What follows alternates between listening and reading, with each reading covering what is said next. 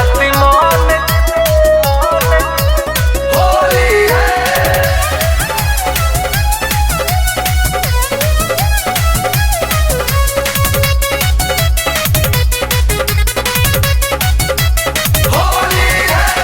सुनु रे यारवा तू लाऊ रंग भोली, चढ़ल बा होली के हूँ नहीं बोली।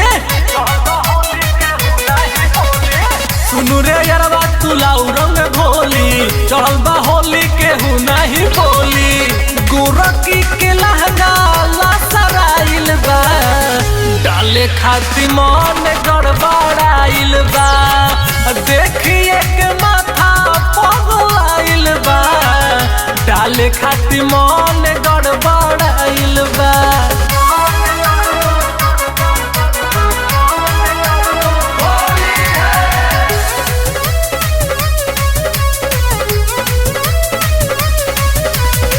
लीला समाजा लगा के पारा पारी, एकरे दुवरिया पपड़ दस हाड़ी। लीला समाजा लगा के पारा पारी, एकरे दुवरिया पपड़ दस हाड़ी। लागता मने मने देतिया गारी, दादा रे दादा तुड़ दी पिचकारी। चोलिया में जो बना गड़बड़ाइल बा, डाले खाती मन गड़बड़ाइल बा। देखिए के माथा पगलाइल बा, डाले खाती मन गड़बड़ाइल बा। डाले खाती मन होली है।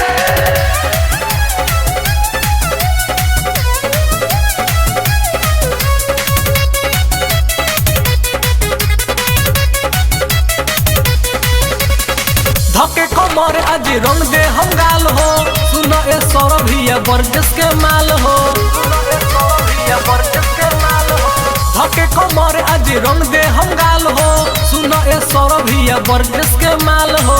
चढ़ल जवानी एकर धोड़ी बखाल हो, बचे ना पोरे पोरे कही दे हम लाल हो।